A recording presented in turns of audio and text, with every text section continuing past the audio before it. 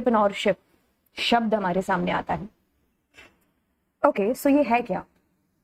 Entrepreneur नाम तो आपने खैर सुना होगा, कभी क्लास में कुछ हॉबी से रिलेटेड चीजें होती हैं कि अगर हम पूछते हैं कि भाई आपको बड़े होकर के क्या बनना है ना, तो आपने काफी बच्चों के मुंह से सुना होगा कि मुझे एंटरप्रेन्योर बनना है।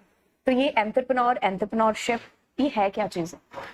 अच्छा, एंटरप्रेन्योर एक तरीके से एक इंसान, एक शख्स जिसको हम कहेंगे, बस जिसके अंदर कुछ इनोवेटिव आइडिया आ गया और उसने उससे रिलेटेड स्टार्ट कर दिया अपना बिजनेस। ठीक है, तो वो बंदा हो गया एंटरप्रेन्योर। ठीक है, अब यही जो प्रोसेस है उसको क्या बोल दिया? एंटरप्रेन्योरशिप। ठीक है, entrepreneurship is the process of starting and managing business venture. ठीक है, स्टार्ट किया कोई आपने बिजनेस और उसको एक अच्छे तरीके से आप मैनेज कर रहे हो, तो बस यही एंटरप्रेन्योरशिप हो गया। फ्रेंड और फ्रेंडशिप में क्या अंतर है? फ्रेंड हमारा एक दोस्त, फ्रेंडशिप वो एक प्रोसेस है ना, कि हमारी और हमारे दोस्त की फ्रेंडशिप, दोस्ती है ना। तो इस चीज का, इस प्रोसेस को क्या नाम दे दिया? फ्रेंडशिप। वैसे ही एंटरप्रेन्योर अपने इनोवेटिव आइडियाज का यूज करके कुछ अच्छा, कुछ अलग क्रिएट है जो करता है और उससे अपना बिजनेस है जो स्टार्ट करता है, आगे चल करके बड़े अच्छे तरीके से वो चीजों को मैनेज करता है, जो कि एंटरप्रेन्योरशिप है। और जो एंटरप्रेन्योर है वो एक बंदा है, ठीक है, who takes on the risk and responsibilities to make it happen.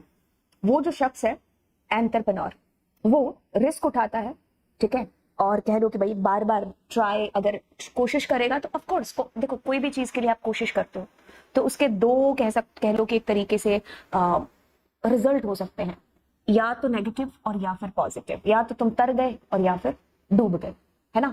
But इस बंदे को ये चीज पता होती है, फिर भी वो ट्राई करता है, फिर भी वो रिस्क है जो लेता है। ठीक है, तो कहता है कि एंटरप्रेन्योर एक बंदा है जो कहता है कि who takes the risk and responsibilities, जो भी उसने सोचा है उसको करने के लिए, उसको मेक इट हैपन, कि ये चीज है जो होगी, हो जाए, है ना। तो बस वही एंटरप्रेन्योर हो गया। आपने बहुत एंटरप्रेन्योर्स के नाम है जो सुने होंगे, बिजनेसमैन के, है ना। तो अगर हमने बहुत बड़े बड़े जिनके भी नाम सुने हैं, तो बेसिकली क्या है भाई, वो रिस्क टेकर्स है ना। चलिए, अब इसके अंदर एंटरप्रेन्योरशिप की पूरी परिभाषा है, कहता है कि is the process of developing a business plan, उसको एक प्लान को बनाना, बिजनेस प्लान को, उसको बाद में चल करके लॉन्च करना। ठीक है, अब फिर running a business using innovation. Business तो हर कोई करता है, इनोवेटिव आइडिया उसके अंदर लेकर के आना और उसको कस्टमर्स की नीड्स के अकॉर्डिंग मैच है जो करना, and to make a profit is entrepreneurship. ठीक है भाई, फायदा भी तो हो बिजनेस में। ठीक है, आपका इनोवेटिव आइडिया है कि जैसे कस्टमर की डिमांड आ रही है ना, उनकी जरूरत जिस तरीके से है, उसमें भी आप कुछ इनोवेटिव ऐसा कर जाओ जो हमने सोचा ना हो। तो अब इनोवेटिव आइडियाज अगर आपने सोचा है, उसको इम्प्लीमेंट करना, फिर उसको अच्छे तरीके से मैनेज करके आप उसमें से प्रॉफिट है जो कमाओ। ठीक है, तो यही क्या हो गया? एंटरप्रेन्योरशिप हो गया। आजकल अगर हम देखते हैं चीजें, है ना, जैसे कोई पेन में ही ले लो, है ना, पेन तो मार्केट में बहुत सारे हैं और चलते सारे ब्लू कलर में है ना। अब कोई नई कंपनी अपना पेन लॉन्च करती है तो वो कॉमन फीचर थोड़ी ना बताएगी कि ये ब्लू कलर से चलता है या जो भी है ना। अब पेन की जब आप एडवर्टाइजमेंट देखते हो तो उसमें जो खूबियां होती है जो उसको बाकी पेन से अलग करती है, तो वो उन पर प्रेशराइज करते हैं। जैसे हमने मोबाइल की एडवर्टाइजमेंट देखी, अब ऐसा तो है नहीं कि भाई जो 1 लाख का मोबाइल है और जो 10,000 का मोबाइल है, चलो 20,000 का, है ना, ये भी मान ली बड़ी बात हो जाती है। तो दोनों के जो काम होंगे वो सेम नहीं होंगे क्या? भाई बात तुम इससे कर सकते हो 1 लाख वाले से, 20 लाख वाले से भी बात कर सकते हो, है ना। अब इसमें भी फोटो खिंच जाती है, इसमें भी ठीक ठाक अच्छी खासी फोटो ऑफ कोर्स खिंचती है ना। ठीक है, तो कहने का मतलब है कि जब हम जो है, अगर ये जो 20,000 का फोन मार्केट में अवेलेबल है, मैं उससे ज्यादा प्राइस में अगर अपना मोबाइल लॉन्च कर रही हूँ, तो मुझे उससे बहुत बेहतर खूबियां जो बतानी पड़ेंगी। अगर मान लो 1 लाख के और भी मोबाइल हैं, तो लोग तुम्हारा ही मोबाइल क्यों खरीदें? वो एक सवाल है ना। तो वो जो क्यों क्वेश्चन मार्क है, तो वो वही इनोवेटिव ऐसी चीज सोचते हैं कि भाई मेरे मोबाइल में तुम्हें ये चीज है जो मिलेगी, तो वो उन्हीं पर प्रेशराइज करके आपको एडवर्टाइजमेंट कर करके दिमाग में ये चीज फिक्स करते हैं कि भाई ये चीज बहुत अच्छी है।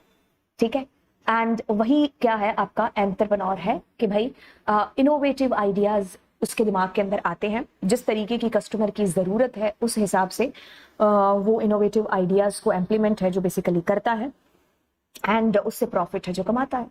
ठीक है, तो बस यही हो गया एंटरप्रेन्योरशिप। एंटरप्रेन्योर एंड एंटरप्रेन्योरशिप दोनों में अंतर आपको समझ में आ गया। अब हम एक लिंक देखते हैं कि एक सोसाइटी और एक एंटरप्रेन्योरशिप, इन दोनों के अंदर क्या आपस में लिंक है जो होता है। देखो, अगर हम बिजनेसमैन की बात करें तो वो जो काम करते हैं वो ऑफ कोर्स सोसाइटी के लिए करते हैं। सोसाइटी को अगर मैं बीच में से हटा दूं तो फिर वो प्रॉफिट कहाँ से कमाएंगे? जो वो काम कर रहे हैं, जो इनोवेटिव आइडियाज वो सोच रहे हैं, तो वो किसके लिए करेंगे, है ना? कहाँ से प्रॉफिट होगा उनको? तो यहाँ पर ना दोनों के बीच में एक तरीके से आप कह लो कस्टमर और हमारा जो बेचने वाला है, बिजनेसमैन आप कह लो, है ना, इनके बीच में बहुत गहरा रिश्ता है, क्योंकि दोनों एक दूसरे को ही आगे ग्रो है जो कर रहे हैं। ठीक है, सोसाइटी को नीड है एंटरप्रेन्योर की, एंटरप्रेन्योर को नीड है सोसाइटी की। ठीक है, तो दोनों रात दिन का काम है जो कर रहे हैं। ठीक है, ओके। कहते हैं कि सोसाइटी इज अ कम्युनिटी। पहले तो सोसाइटी देखो ना क्या है, एक कम्युनिटी ऑफ पीपल, ठीक है, लिविंग टुगेदर। कुछ लोग हैं जो आपस में मिल करके आप कह लो कि रहते हैं। हम अगर अपनी सोसाइटी देखें तो अलग अलग जाति भांति के लोग हैं जो सोसाइटी के अंदर रहते हैं, एक कम्युनिटी बन जाती है ना, कि हमारी कम्युनिटी का है, ये उस कम्युनिटी का है। खैर वो तो एक अलग बात हो गई, लेकिन जो है कम्युनिटी मतलब एक तरीके से आप कह लो कि सोसाइटी मतलब कुछ एक कॉलोनी होगी कि यहाँ पर कुछ लोग हैं जो रहते हैं, दूसरी कॉलोनी होगी, तीसरी हो गई। तो सोसाइटी क्या है? एक कम्युनिटी ऑफ पीपल है जो कि साथ में मिलकर के रहते हैं, शेयरिंग वैल्यूज एंड कस्टम्स, अपने रीति रिवाज, अपने जो संस्कार है वो एक दूसरे के साथ शेयर करते हैं। And engaging in social interaction and activities, अपने आप को सोशल एक्टिविटीज के अंदर इंगेज रखते हैं। ऑफ कोर्स कोई त्योहार है, कोई कुछ ऐसा कुछ ओकेजन हो रहा है तो हम सब एक दूसरे के घर जाते हैं और मिलते हैं, है ना।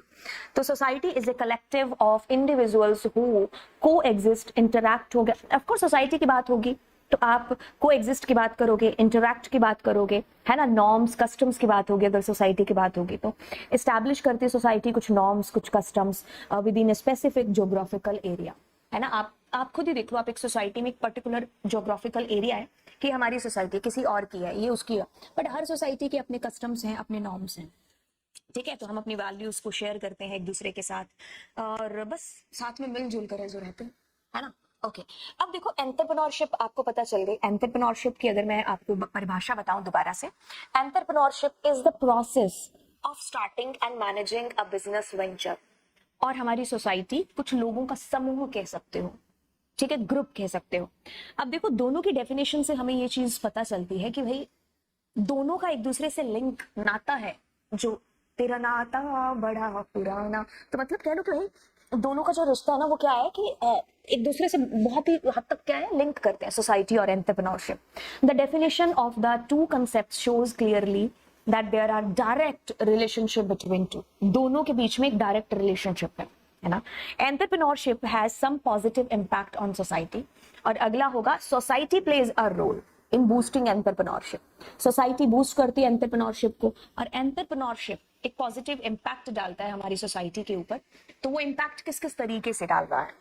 Promotion of economic growth, yes. Entrepreneurship की बात करोगे तो वो इकोनॉमिकली, क्योंकि उसका फायदा होगा तो ऑफकोर्स इकोनॉमिकली ग्रोथ है जो हो रही है हमारी कंट्री की, हमारी सोसाइटी की, है ना। उसका फायदा सबका फायदा, क्योंकि अगर उसका फायदा होगा वो 4 बंदों को और नौकरी देगा, 4 बंदों को और नौकरी होगी तो 4 बंदे कम होंगे बेरोजगार, है ना, 4 के घर में खुशियां आएंगी। तो मतलब कहने का कि भाई वो जो है अपना हिस्सा जो है दे रहा है, कंट्रीब्यूशन दे रहा है इस इकोनॉमिकल ग्रोथ के अंदर, है ना। ठीक है, ओके। तो ऑफ कोर्स अगर एंटरप्रेन्योर नहीं होगा तो फिर ये ग्रोथ कहाँ होगी, है ना, बिल्कुल नहीं होगी। Fosters creativity. क्रिएटिविटी वो एक तरीके से मतलब एक तरीके से जो है अपनाया जा रहा है या फिर उसको जो है यूज किया जा रहा है ना। कुछ क्रिएटिव आइडियाज, कुछ क्रिएटिविटी का इस्तेमाल करते उसको जो है हम यूज कर रहे हैं। क्रिएटिविटी एक तरीके से इनहांस हो रही है ना। Promotion of innovation and efficiency, बिल्कुल बढ़ रही है इनोवेशन, एफिशिएंसी बढ़ रही है ना। आप आस पड़ोस समाज में कुछ नए नए आविष्कार हो रहे हैं, तो नए आविष्कार होंगे तो ऑफकोर्स अच्छी सी बात यही है ना।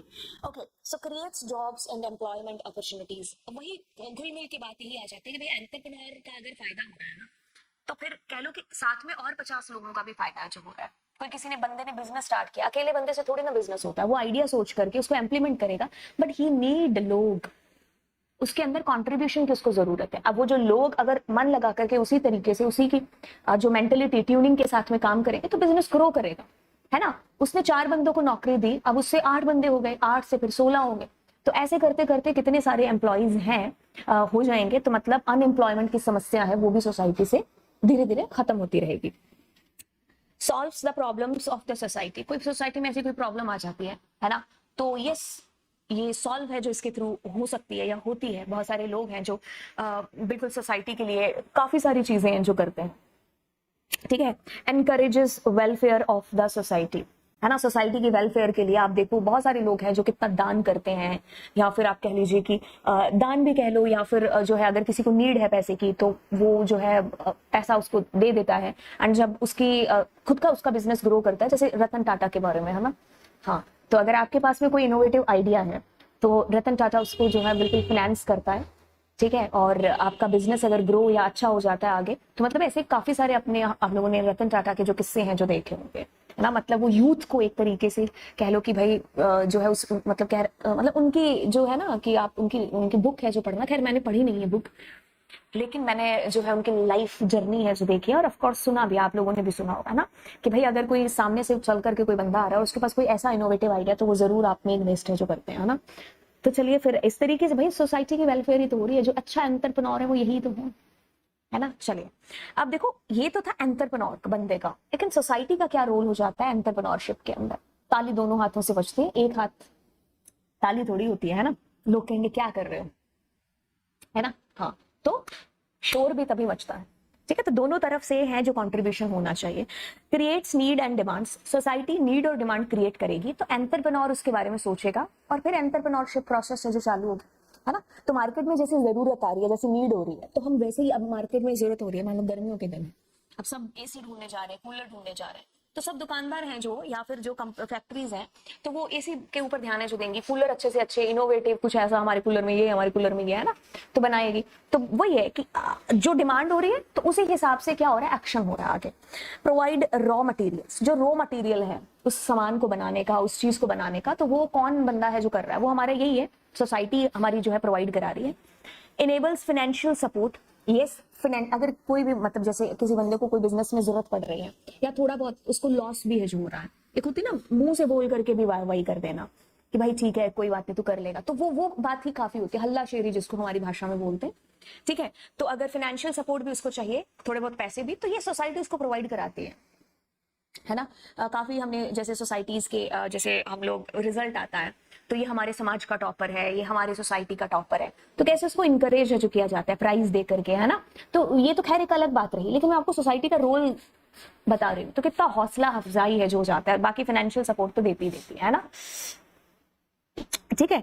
ओके, सो कहता है कि creates a need for education, शिक्षा की भी जो जरूरत है उसको भी जो है क्रिएट करती है सोसाइटी। फैसिलिटेट नेटवर्किंग, नेटवर्किंग को एक तरीके से क्या कर देती है, फैसिलिटेट, आसान कर देती है, ठीक है। कि जो, क्योंकि देखो मैंने कहा ना कि ये अगर आप बात करोगे कि भाई सोसाइटी क्या है, कुछ बंदों का समूह हो गया ना, ये सारे बंदे मिलकर के ये क्या है, ये एक सोसाइटी हो गई, तो नेटवर्क हो गया इन सबका आपस में, है ना। कोई किसी से जुड़ा है, कोई किसी से जुड़ा, हर बंदा एक दूसरे से जुड़ रखा है ना। तो अब ये क्या है, ये इनका जो नेटवर्क है, ऑफ कोर्स मैंने एक बंदे को बताया, दूसरे ने चौथे को बताया, मैं कोई मान लो प्रोडक्ट लेकर के आई, अब मैं दूसरे बंदे को बता रही हूँ तुम्हें पता है ये प्रोडक्ट ऐसा मार्केट में आया, उसने और को बताया, वो भी खरीद के लाया, तो क्या है कि ऐसे आसान कर देती है आपकी नेटवर्किंग, है ना। तो आप अगर एक बंदे को अच्छी सर्विस प्रोवाइड करते हो तो वो 50 बंदों को और जाकर के बताता है। और आजकल तो सोशल मीडिया का टाइम है, लोग सोशल मीडिया पर डाल देते तो एक ही टाइम में लाखों लोगों को आपका पता है कि चल जाता है ना। तो नेटवर्किंग कितनी इजी है जो बेसिकली हो गई।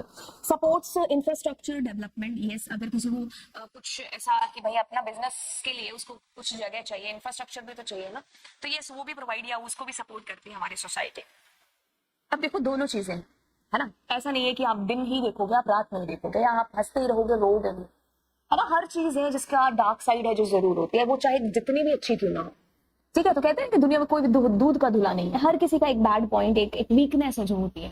वही चीज यहाँ पर एक बैड इम्पैक्ट भी है जो होता है, लेबर शोषण, ठीक है। कई बार क्या होता है कि भाई जैसे कुछ लोग जैसे कि मतलब 10 बंदों का काम है ना, या फिर 5-10 बंदों का काम एक बंदे से कराने की कोशिश है जो की जाती है, उसको पैसे भी आपने कम दिए और उससे आप 10 बंदों का काम करवाने की कोशिश कर, है ना। तो मतलब लोग ऐसा सोचते हैं कि अच्छा मैंने इसको खरीद ही लिया है, तो अगर आपका टाइम 10 से 5 का है तो आपको 10-10 बजे तक, 12-12 बजे तक बिठाया जाता है काम करने के लिए, है ना। तो आपको एक्स्ट्रा काम है जो दिया जाता है बिना पेमेंट के, है ना। तो ऐसा भी है जो कई कई लोग हैं जो करते हैं, क्योंकि दुनिया में वही चीज है ना कि हर कोई जो है एक जैसा थोड़ी, अगर हमने फायदे देखे हैं तो यस, अब वो बिहेवियर पर भी तो डिपेंड करती हैं चीजें, ठीक है। तो अगर कोई ऐसा बंदा है तो वो जो है शोषण तो करेगा ही करेगा, है ना।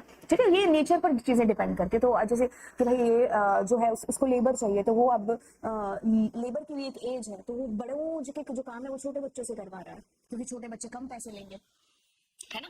तो वही चीज है, तो यहाँ पर लेबर एक्सप्लॉइटेशन है जो होता है, इन्वायरमेंटल डिग्रेडेशन। ठीक है, कुछ ऐसी फैक्ट्रीज वगैरह है जो है लग जाती हैं, जिसकी वजह से इन्वायरमेंट पर असर है जो होता है। आप कह लो कि वाटर पॉल्यूशन हो गया, या फिर जैसे आपने देखा होगा जब नोएडा से दिल्ली आते हैं तो बीच में यमुना का जो पार होती है, तो उसके अंदर आपने देखा होगा कि वो यमुना बेचारी का बुरा हाल हो रखा है ना। भरी गर्मी में उसमें बर्फ जमी रहती है ना। हाँ, जब मैंने पहली बार जब देखा था तो मेरे को सच में बताया था कि अरे ये बर्फ है ना। खैर उस टाइम तो खैर बच्चे होते तो, पर धीरे धीरे पता चल गई चीजें कि भाई ये दिल्ली वालों की फैक्ट्रीज का ये पूरा कचरा है जो यमुना के अंदर गया था, है ना। तो देखो उसको आगे चल करके वो जाती होगी नदी, आगे लोग नाला बना रखा है वहां पर, है ना। तो जल जो है प्रदूषण वो होता है।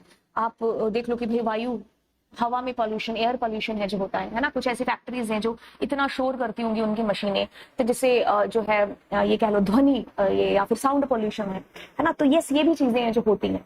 ठीक है, तो हर चीज की एक डार्क साइड भी है जो है। ठीक है, ओके। अब कहते हैं कि नो रेगुलर सैलरी। अब ये भी किसी बंदे के नेचर पर डिपेंड करता है। कोई ऐसा ही एंटरप्रेन्योर है कि भाई आप मतलब आपका कोई ठिकाना ही नहीं है, मतलब एक तरीके से कि भाई आपको आज जो है मैं काम दूंगा, कल नहीं दूंगा, और आपको एक दिन की सैलरी दी, 15 दिन की आपकी रोक करके रख ली। तो ये भी चीजें हैं जो हो जाती है। अगर हम फिक्स कहीं एक जॉब लग रहे होते हैं तो हमें मंथली सैलरी पे होती है, बट यहाँ वेजेस पर जब बात आ जाती है तो आपको नहीं मिलती है। ठीक है, तो ये अनएम्प्लॉयमेंट, हाँ देखो अनएम्प्लॉयमेंट, अब आप ये सोच रहे होंगे कि ये तो एम्प्लॉयमेंट को इंक्रीज कर रहा था। वही चीज, हर चीज के दो पहलू हैं। कि देखो अगर मान लीजिए कोई पैकिंग हो रही थी लिफाफों की, तो उसको पहले इंसान कर रहे थे। अब इंसान की इतनी एफिशिएंसी नहीं है, या फिर वो मतलब कह लो कि भाई थक जाएगा एक टाइम के लिए, उसको भी खाना चाहिए, तो उतने टाइम के लिए काम रुकेगा। लेकिन एक मशीन को अगर आप उधर ले लो, तो मशीन लगातार आप उसको चलाते जाओ, जितना चलाओगे उतना चलेगी वो। तो अब वो जो पैकिंग बंद करने का था किसी पैकेट को, तो वो इंसानों की जगह ऐसी मशीनें आ गई कि फटाफट से आपका वो पैकेट बंद हो जाएगा। अच्छे तरीके से भी बंद होगा, जल्दी भी बंद होगा, है ना। और जितने मर्जी पैकेट लेकर के आते रहो, है ना। तो उन्होंने क्या किया, एम्प्लॉयमेंट को अनएम्प्लॉयमेंट में चेंज कर दिया। तो 4 लोग जो उसे बैठ करके खा रहे थे, अब वो अनएम्प्लॉय हो गए, क्योंकि उनकी जगह आ गई मशीनें। तो ऐसा है कि भाई अनएम्प्लॉयमेंट भी है जो इसके थ्रू बढ़ रहा है। ठीक है, बट हम इसी को साथ में लेकर के नहीं चल सकते कि अनएम्प्लॉयमेंट बढ़ रहा है। ठीक है, लेकिन अनएम्प्लॉयमेंट हो रहा है, लेकिन वहां चीजें बेहतर भी है जो हो रही है। ठीक है, कोई बात नहीं, आपको वहां नहीं मिला काम तो आप कहीं और कर लो, पर ऑफ कोर्स अच्छा ज्यादा कमाओगे, है ना।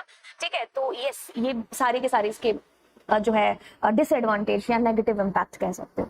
Types of entrepreneurship from a societal perspective. तो आपके पास में टाइप्स के अंदर सोशल, एग्रीकल्चर, वुमेन और स्मॉल स्केल एंटरप्रेन्योरशिप आती है।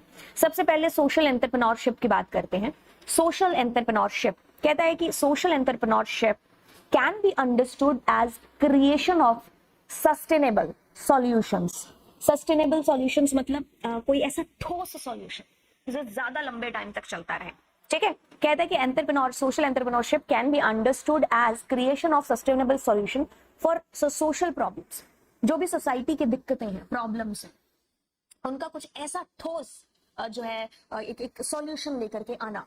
That leads to society change by employing entrepreneurial mindset, process और एंड ऑपरेशंस। मतलब इस एक पूरी लाइन में आपको ये चीज बताने की कोशिश की गई है कि भाई सोसाइटी की जो भी प्रॉब्लम्स हैं, जो भी दिक्कतें हैं, जैसे कि यहाँ नीचे हमने दिक्कतें लिखी हैं क्या, क्वालिटी ऑफ एजुकेशन, हेल्थ से रिलेटेड, अनएम्प्लॉयमेंट की दिक्कत, चाइल्ड लेबर, ये जितनी भी सारी प्रॉब्लम्स हैं, ठीक है, इनका कोई एक ऐसा सॉल्यूशन लेकर के आना उस बंदे के थ्रू जिसके माइंड में क्या भरी है भाई, एक तरीके से एंटरप्रेन्योरल भरी है ना। तो भाई उसका माइंड ही इतना क्रिएटिव है, इतना इनोवेटिव है, तो वो ऐसे आइडियाज लेकर के आए जिससे ये समस्याएं कम हो पाए, है ना। तो सोसाइटी के ऊपर एक उस बंदे का पॉजिटिव इम्पैक्ट है जो हो, मतलब सोसाइटी की समस्याओं को आप दूर है जो करो, तो वो सोसाइटल या सोशल एंटरप्रेन्योरशिप हो गई, है ना। कि भाई आपने ऐसी अपनी क्रिएटिविटी यूज की कि आपने जो समाज की ये दिक्कतें हैं पूरे तरीके से खत्म ना सही, लेकिन बहुत हद तक आपने जरूर है जो खत्म की है। ठीक है, child labour, unemployment, health and sanitation, quality of education, या ऐसी बहुत सारी और भी जो सोसाइटी की दिक्कतें हैं उनको दूर करना। ठीक है, तो ये इसी के टाइप के अंदर आता है कि एंटरप्रेन्योरशिप का एक हिस्सा है, एक भाग, मतलब सोसाइटी की एक तरीके से जो दिक्कतें हैं उनके ऊपर ही आप कुछ ऐसा सॉल्यूशन ढूंढो कि भाई आप अपने बिजनेस को भी ग्रो करो और ये दिक्कतें भी कम हो। ठीक है, जैसे आप अनएम्प्लॉयमेंट एक ऐसी दिक्कत है, तो अब आप एक बिजनेस एक आइडिया लेकर के आए, तो आपने अपने आसपास के 50 लोगों को काम है जो देख लिया, हो गया, है ना। जैसे मैंने मेरे को ऐसा लोगों से सुना है कि भाई दलजीत दोसांझ जो उसने अपने अपने जो है गांव के लोगों को ये बड़ा काम दे रखा है, कोई क्या करता है कोई क्या करता है ना। तो भाई बंदा एक तर गया तो वो सारों को साथ में लेके तर जाता है ना। तो देखो अब आगे चलते, एग्रीकल्चर एंटरप्रेन्योरशिप, खैर वो एंटरप्रेन्योर नहीं है, लेकिन मैं एक चीज बोल रही हूँ कि भाई है ना, जो है कर भला हो भला और मेरा भला तो सबका भला, है ना, ऐसे हमने चीजें सुनी। तो ऑफ कोर्स मेरे को कुछ फायदा होगा तो मैं 4 बंदों को और फायदा है जो कराऊंगी।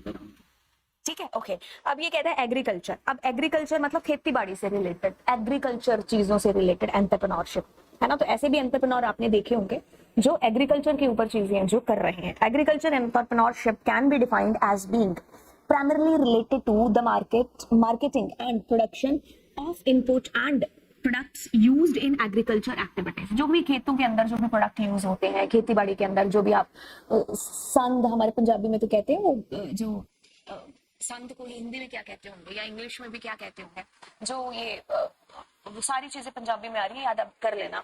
ठीक है, ट्रैक्टर के साथ में जो लगते हैं, है ना, तो वो पूरे कह लो कि भाई ट्रैक्टर भी देख लो एक तरीके से, है ना। तो ये सारी की सारी चीजें जो एग्रीकल्चर के अंदर यूज होती हैं बेसिकली, है जो फार्मर्स हैं उनको भी है जो फायदा है जो हो, है ना।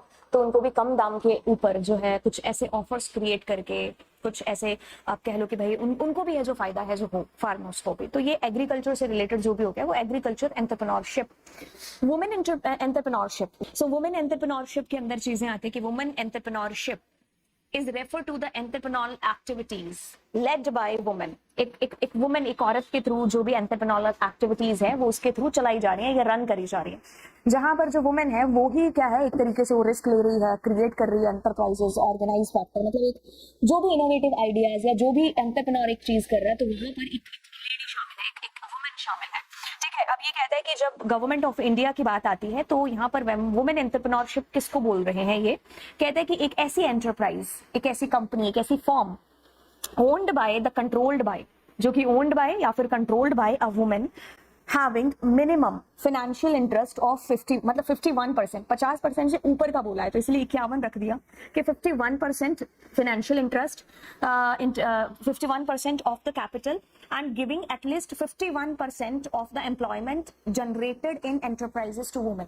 तो वहां उसके अंदर जो वुमेन है, औरतें हैं, वो भी 51% से तक हैं जो होनी चाहिए, ज्यादा हो जाए तो ओके। तो वही आपकी वुमेन एंटरप्रेन्योरशिप या वुमेन एंटरप्रेन्योर या इसी के अंदर है जो बेसिकली आता है। स्केल एंटरप्रेन्योरशिप, छोटे लेवल पर जिनके कोई अभी आप कह लो कि अभी आपने जस्ट स्टार्टअप किया है अपना, है ना, छोटे जो स्मॉल लेवल पर होते हैं, स्टार्टअप हो गया। तो small scale entrepreneurship refers to starting industries, जो शुरू कर रहे हैं, अभी पनप रहे हैं ये पौधे, है ना। ठीक है, तो ये उनके लिए है कि भाई trading, providing services, production, ship are done on a small scale और ए माइक्रो स्केल। जो छोटे बिजनेसमैन है अभी जो शुरू कर रहे हैं चीजें, तो ये उनसे रिलेटेड है कि भाई वो सारी की सारी चीजें इस टाइप के अंदर आती हैं जो कि स्मॉल स्केल एंटरप्रेन्योरशिप है। These businesses serve as backbone of many developing countries. Yes, छोटे लेवल पर आप बिजनेस को अपने स्टार्ट कर रहे हो तो वो बहुत सारी जो डेवलपिंग कंट्रीज हैं उनके लिए ऑफकोर्स बैकबोन का काम है जो कर रहे हैं, क्योंकि कल को ऑफकोर्स पेड़ भी तो बनेंगे। और शिप के अंदर मिथ्स ऑफ एंटरप्रेन्योरशिप शुरू कर चुके हैं।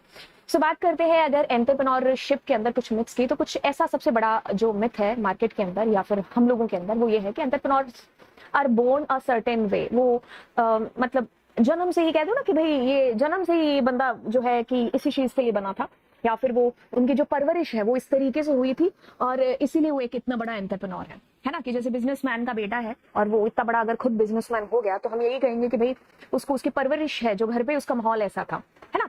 बाकी ये सारी चीजें क्या है भाई, गलत है, ऐसा नहीं होता। आप देख लो कि बहुत सारे हैं कि जो एक एक्टर है उसका बच्चा भी एक्टर की कोशिश करता है पर इतना अच्छा एक्टर है नहीं, है ना। वैसे ही आपने जो है देखा हुआ, ऐसा कहीं लिखा नहीं हुआ कि एक डॉक्टर है तो उसका बच्चा भी डॉक्टर होगा, मे बी वो हीरो या हीरोइन या फिर कुछ और है जो हट के करे, है ना।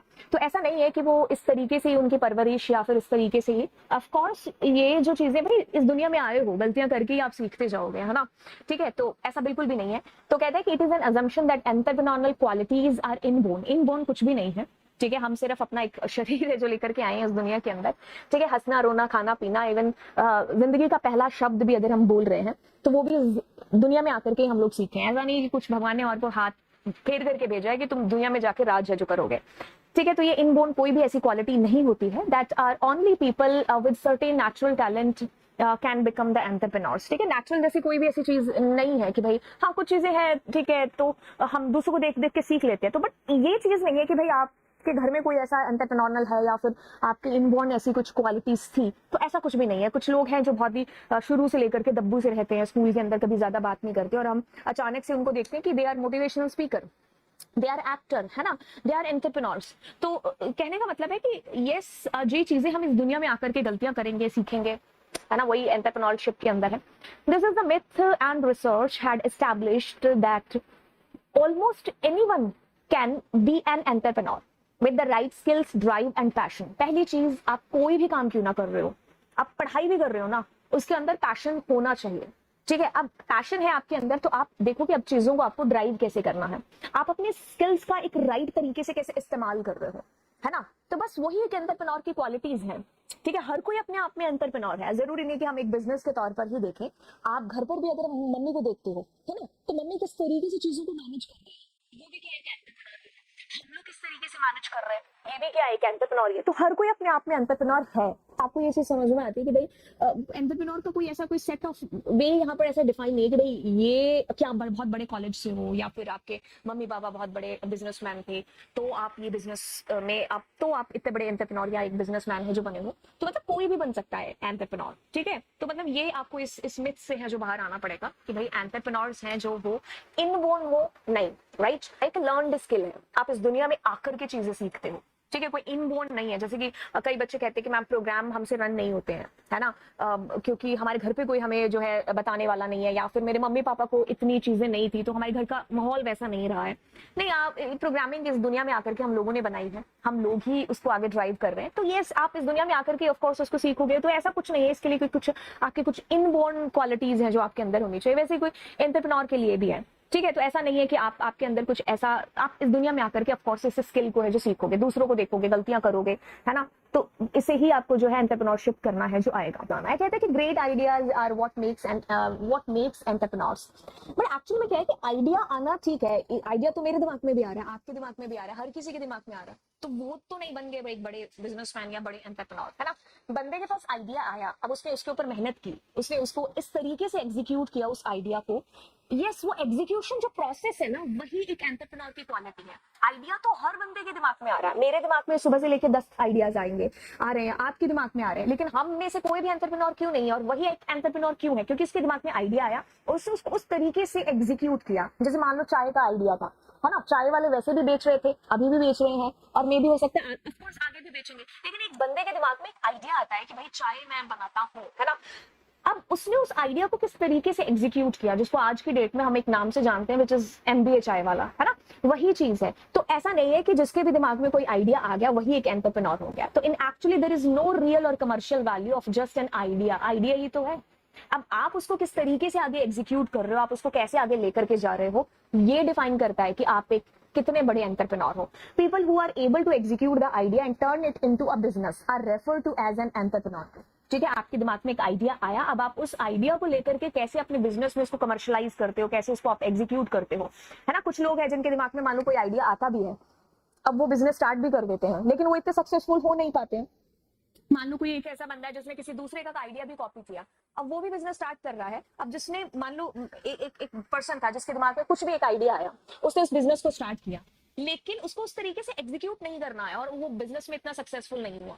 वहीं पर एक और दूसरा बंदा है जिसने इसी का आइडिया कॉपी करके उसको इस तरीके से आगे एग्जीक्यूट किया कि इसको सफलता मिल गई, है ना। अब मतलब इस बंदे में क्वालिटी है एंटरप्रेन्योर्स वाली। तो आइडिया से आप डिफाइन नहीं कर सकते कि आपके दिमाग में रातों रात एक आइडिया आता है और सुबह आप एक बहुत बड़े एंटरप्रेन्योर्स। आइडिया आने के बाद में एक्चुअल में असली प्रोसेस जो शुरू होती है, परेशानियां आना और फिर उनके साथ किस तरीके से डील करना, ये एक एंटरप्रेन्योर्स है। आइडिया कोई जस्ट डिफाइन नहीं करेगा, तो ये मिथ से हमें बाहर है जो बेसिकली आना होगा। अब ये कहते हैं कि entrepreneurs have to take a lot of risk. ऐसा भी नहीं है कि एंटरप्रेन्योर्स को बहुत सारे रिस्क है जो लेने पड़ते हैं। एंटरप्रेन्योर पहले ये चीजों को कैलकुलेट कर लेता है कि इसमें मुझे कितना फायदा और कितना नुकसान है जो हो सकता है, मुझे कितना इसमें रिस्क है जो लेना पड़ेगा। अब अगर उसमें 100% रिस्क है तो ऑब्वियसली वो उसके अंदर नहीं जाएगा, है ना। उसको थोड़ी थोड़ी श्योरिटी है कि रिस्क लूंगा और ये चीज हो जाएगी। बाकी देखो, रिस्क तो एक बिजनेस का पार्ट है है ना। आप कोई भी चीज क्यों ना कर रहे हो, मैं यहाँ आपको पढ़ा रही हूँ, इस पंखे के नीचे बैठी हूँ, हर चीज के अंदर रिस्क है, ठीक है। तो ना केवल हम कहें कि भाई जो है बिजनेस के अंदर या फिर एंटरप्रेन्योर्स के अंदर, एंटरप्रेन्योर पहले से चीजों को कैलकुलेट के लिए मैंडेटरी या कंपलसरी नहीं हो जाता कि वो अपने आप को एकदम रिस्क के अंदर ही हमेशा डाल करके रखे, ठीक है। यस, आगे कहते हैं कि बिजनेस ईदर स्काई रॉकेट और फेल, या तो बिजनेस बहुत ज्यादा चढ़ जाते हैं और या फिर वो जो है फेल हो जाते हैं। तो मेरे को ओवरऑल इस पैराग्राफ से ये चीज समझ में आती है कि आज का जो चेंजिंग वर्ल्ड है वो टाइम टू टाइम चेंज हो रहा है। तो ऐसे में कोई भी बंदा ऐसे नहीं कह सकता कि यार मैं सब कुछ सीख रखा हूँ, मेरे को सब कुछ है जो पता है। अगर आप ऐसे वाली फीलिंग के साथ में आज के वर्ल्ड में सर्वाइव करने की कोशिश करोगे तो हम नहीं कर सकते हैं, ठीक है। आपको बीइंग एन एंटरप्रेन्योर अपने आप को एक तरीके से अनजान है जो बनाना पड़ेगा। एक एंटरप्रेन्योर की ये जो मतलब कह लो कि भाई एक तरीके से निशानी भी है कि वो चीजों को उसको पता है, लेकिन फिर भी वो अपने आप को ऐसे अनजान रखेगा कि भाई वो अपने कंफर्ट जोन से बाहर आकर के कुछ नई चीजें हैं जो सीख पाए। क्योंकि आज की डेट में जो हमारा वर्ल्ड है वो क्या है, चेंजिंग वर्ल्ड है, ठीक है। तो वही चीज है कि आपको क्या पता है ये मायने नहीं रखता, बट आप कितनी जल्दी चीजों को सीखते हो ये सबसे ज्यादा है जो मायने रखता है, राइट। तो ये हमारा पूरा का पूरा चैप्टर था जिसके अंदर हम लोगों ने कुछ मिथ्स ऑफ एंटरप्रेन्योरशिप है जो किया था। और चलिए फिर मिलते हैं आपको नेक्स्ट लेक्चर के अंदर। So bye bye and God bless you. Channel को जरूर है जो सब्सक्राइब कर लीजिएगा, आपने कर लिया तो घर पे जितने भी डिवाइस है सभी से सिर्फ सब्सक्राइब वाला बटन है जो आपको दबाना है और दोस्तों को भी शेयर कर देना। चलिए फिर बाय।